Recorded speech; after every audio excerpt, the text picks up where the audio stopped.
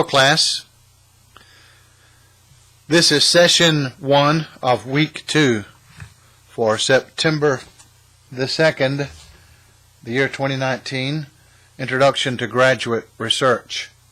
Let me say at the beginning, I regret that there has been a delay in the presentation of the material. There have been a number of items that have captivated my attention in recent days that have prevented me from making these videos according to the schedule I had originally planned. But now, the Lord willing, I hope to be able to get back on schedule and more or less to continue on schedule, perhaps with some minor interruptions here and there, but at least we'll try to stay as close to the schedule that's listed in your syllabus as we possibly can do. I would like to begin by saying that this particular session may not last as long as some others. Some of the things we will talk about will be of value. I think that all of the material we look at together, taken as a whole, once the entire semester is completed, will be found to be of benefit for your graduate studies. And some of the historic background, some of the sociological perspectives that we provide probably will be of help, be of interest to you as well in your continued graduate research. One of the things we discussed in previous lessons was the methodology of studying in formal academic settings. And I mentioned then that in the early Restoration movement in the United States, for example, of which I have some minor familiarity, the tendency was for many men to be what we call here self-made men. Self-made. In other words, they studied generally on their own. They continued their education by private studies, reading, acquiring books, borrowing books, looking in the libraries of others when the opportunity arose, and learning as much as they possibly could in their own private studies on their own time, without the formal structure of a school. And then it was found, of course, that a school setting can be quite good for helping us to develop our abilities. Much can be learned on your own, but it always is of great benefit to have students side by side with you who are asking questions that you may have not thought to ask, but that can help you when the student asks, and for teachers to be able to show you such things as how to pronounce words according to standard usage, and to introduce you to subject matters you might not be aware of, certain areas, certain aspects of studies that you may not know exist, so that when you get into them, you will be able to see, based on what is brought out in the classroom, a broader perspective on a subject than you would get reading on your own. Because on our own, we tend to stick with what we know already. And so we're just exposed to more when we have help. The Ethiopian eunuch, as you recall, from the time we've mentioned this frequently, in Acts chapter 8, was one who was reading the book of Isaiah in his chariot, but he didn't understand what the prophet was talking about. And the Spirit sent Philip the evangelist to him, who asked him, "Do you understand what you're reading?" And he said, "How can I, except some man should guide me?" And then he bade Philip to join him in the chariot, and there Philip began to expound the Scriptures. Now from this, we cannot go to the extreme to say that the Bible can only be understood by help from others. That is not the proper takeaway from that example. But what we can learn is that, in fact, others do help us. And when we have reliable teachers, they can show us much that will be of great blessing, great benefit.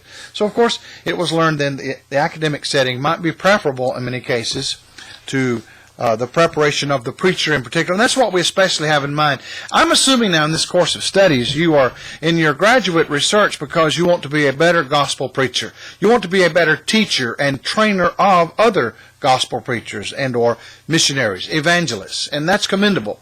So this is why you're engaged in this particular course to begin with, why you need to take it in order to get into further studies down the line.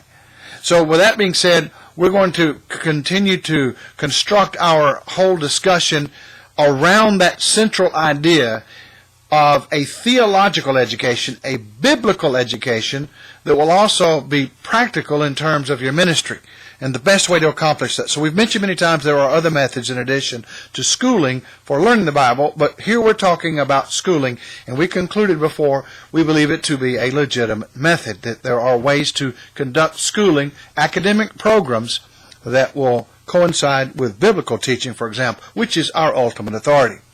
Now, in this particular session, we're slated to talk about different types of academic programs.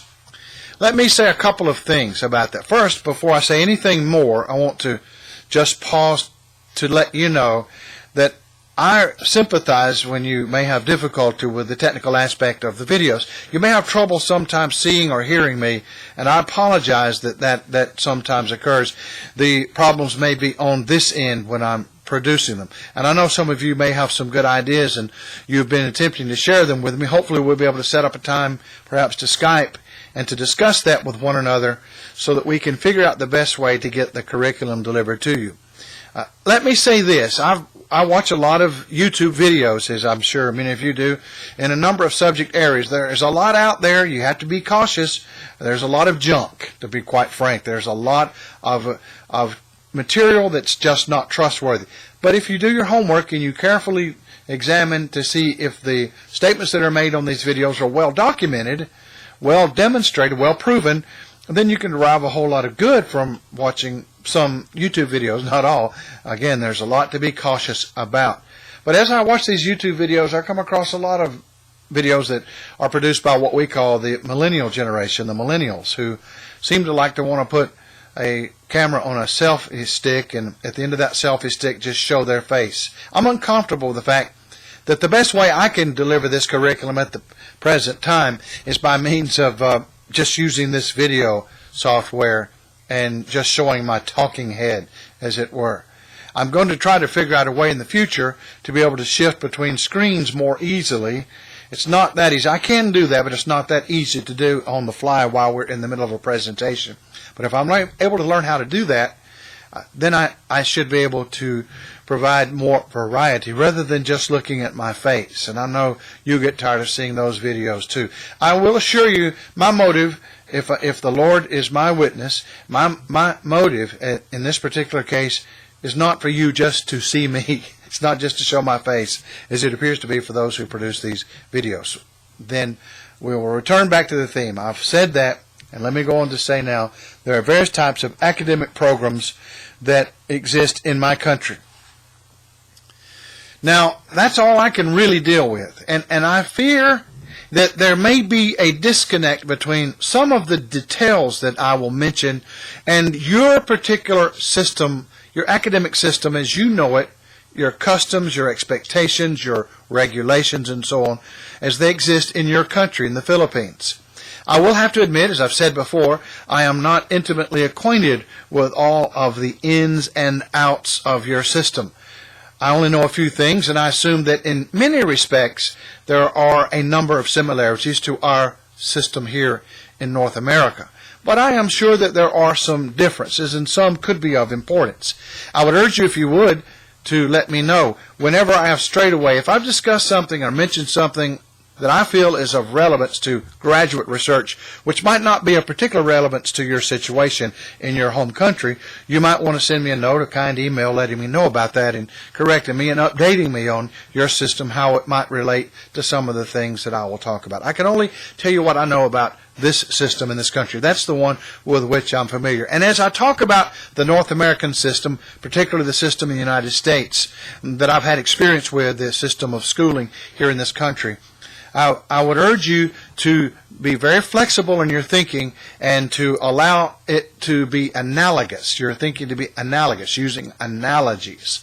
If you see similarities between what I'll talk about in your country, then maybe you can take the principles I will discuss and apply them to your particular situation. So I know there are differences, but hopefully there are enough common ideas and common approaches to training preachers between the two cultures, the two nations, that the differences won't be complete or won't be vast differences. So I'll talk about what I know in this country, and first of all, I'm going to mention the type of program that we may call a liberal arts college, a liberal arts school. Then I'm slated to talk about technical schools, and then Bible colleges, preacher schools, and what are called in this country, still called seminaries. And then we'll talk about the idea of distance learning versus on-campus learning and that sort of thing. First of all, let me return now to the idea of liberal arts and relate to you an anecdote. I'm not sure if I've told you this story before, but I will mention that when I was in high high school, that is secondary school, and I was about to graduate in the United States in the mid-1970s. One of my relatives was a professor or instructor at a local preacher school in the city of Atlanta, Georgia. I was living in the Atlanta area, and I expressed to him, he was a relative, he was married into my family.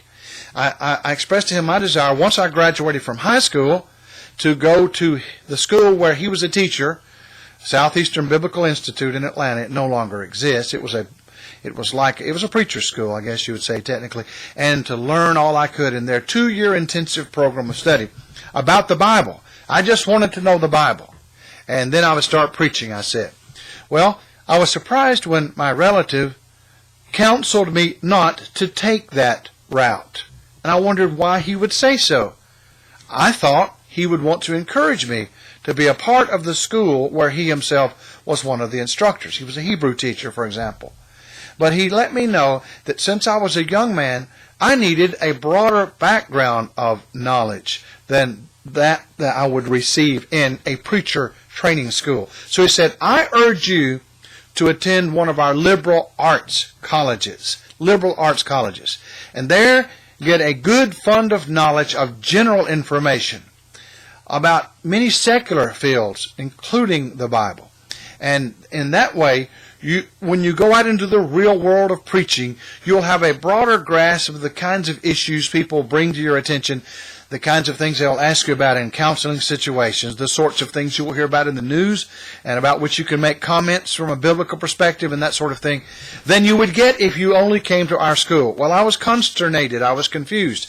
But as I began to think about what he said, it started making sense. So I relate that anecdote to you, that true example of my own personal life, to illustrate two different types of approaches that are common in the United States in our brotherhood among churches of Christ for training not only preachers, but for Christian young men and women in general. The Liberal Arts College.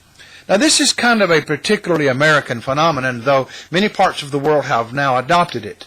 It has become popular in parts of Europe and even in parts of Latin America, and even I think in the Middle East it's not nearly as popular as it would be in the United States, but other parts of the world, some parts of Asia have also adopted the perspective known as the Liberal Arts College. And it's usually an undergraduate program of study. Some liberal arts colleges do in fact have additional programs of study, but in particular we're thinking about those that are 2 or 4 year colleges in particular. Let me say that the reason why this matters is I believe that my relative who gave me that wise counsel when I was just a young man about to graduate from high school was correct. And I believe I need to pass on that counsel, that advice to you.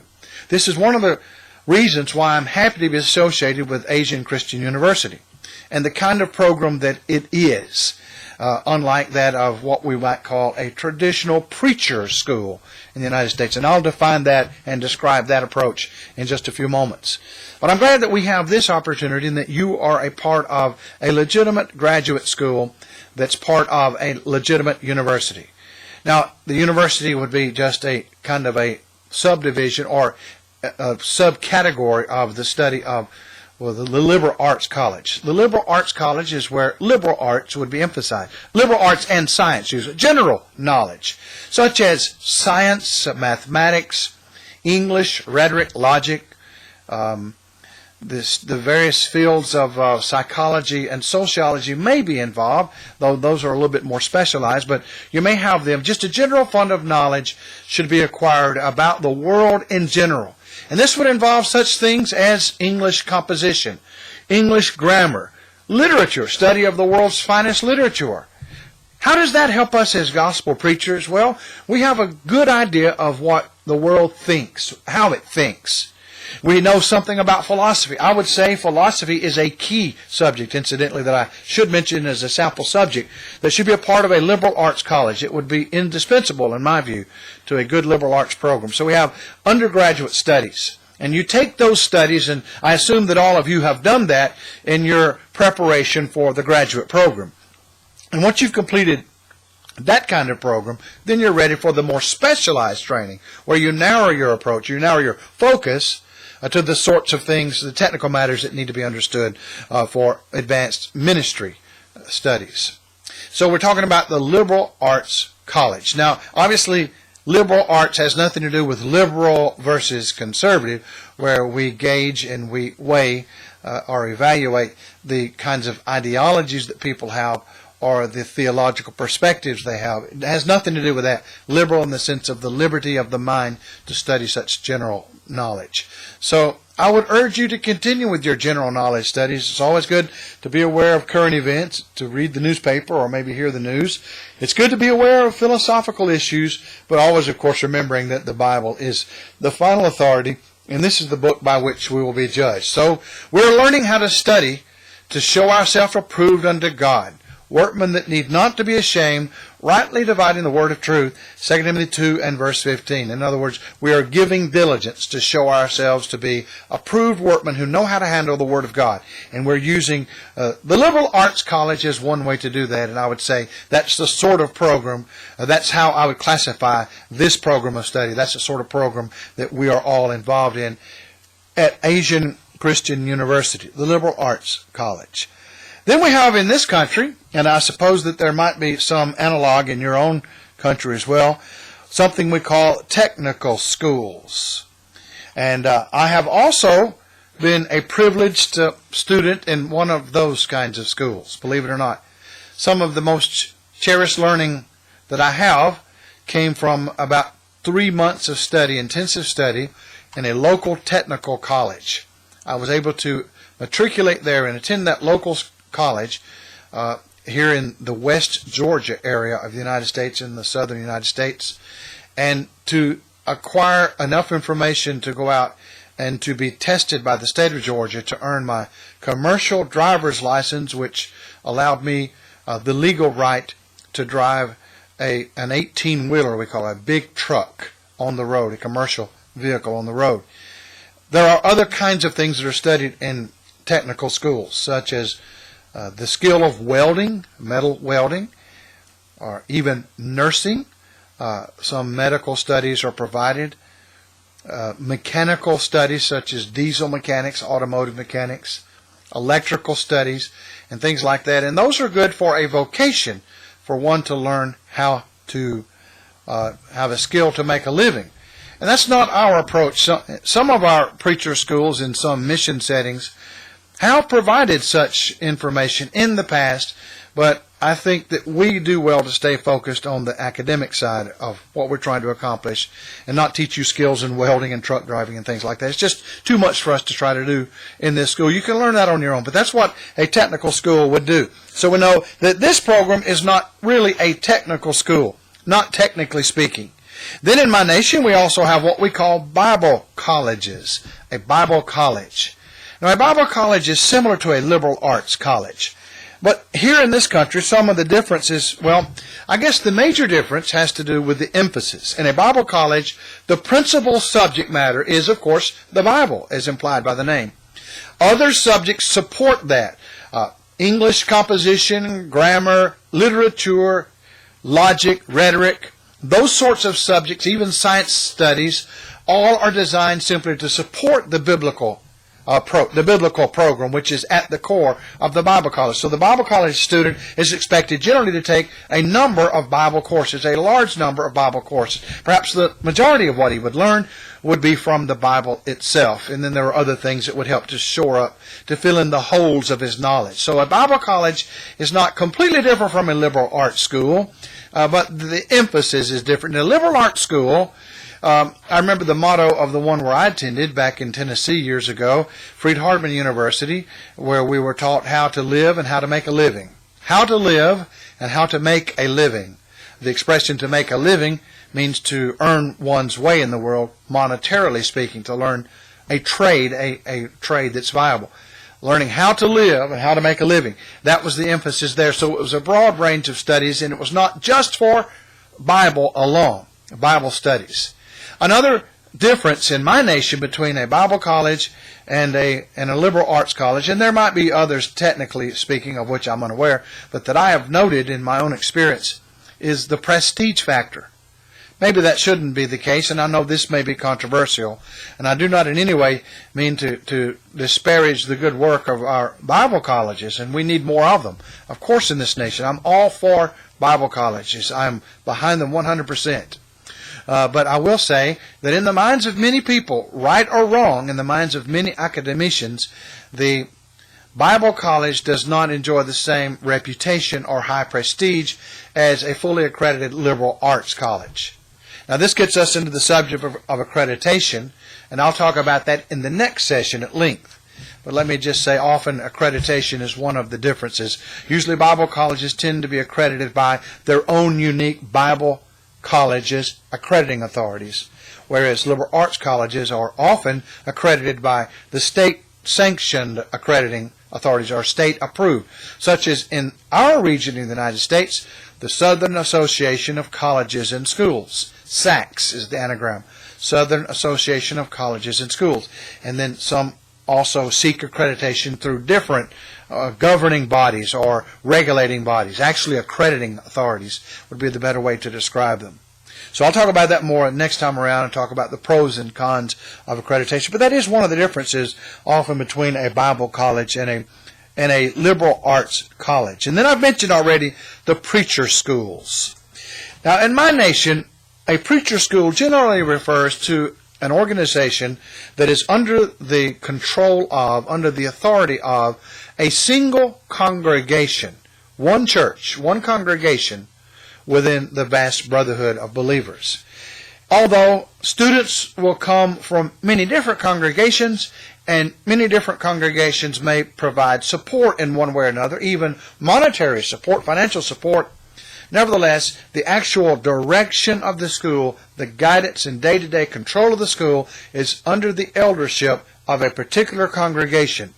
Now, often that preacher school itself will meet on the campus of the church building. It's not an actual separate campus, but it will be the building where the saints of that congregation typically meet, and they'll use classroom areas and sometimes devote special areas for the preacher school.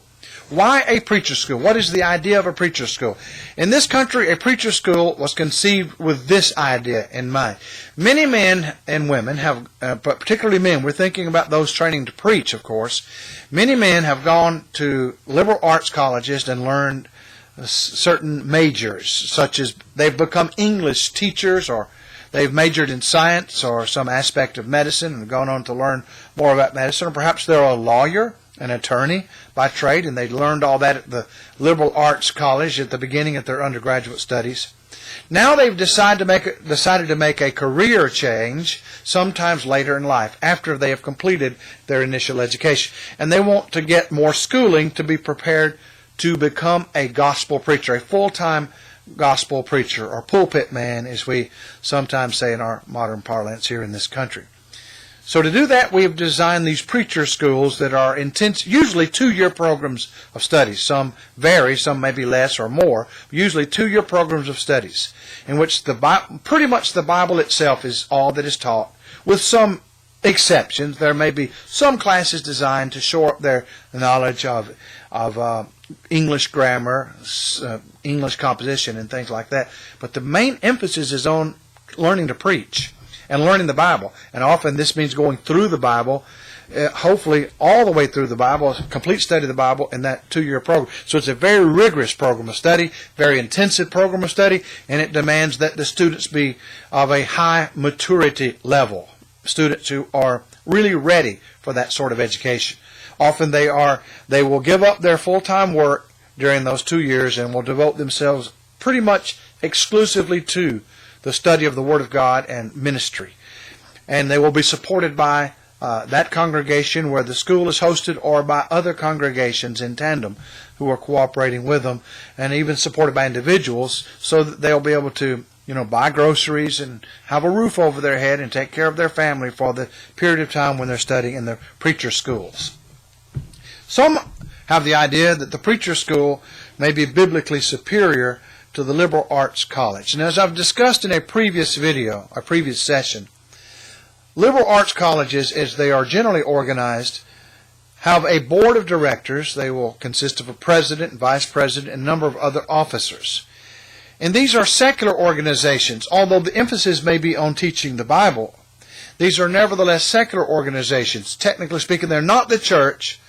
They are made up often of members of the church, and members of the church going out on their own in their capacity as academicians, as teachers and as administrators, will set up these schools, but the schools are not directly under the authority of the churches. Hopefully they do answer to the churches, because the churches have every moral right to know what these schools are teaching and how they're teaching it, because often these schools spend a great deal of money to send their children there as students, and also provide a number of donations to these institutions. Nevertheless, they do differ in that the preacher school is under one eldership.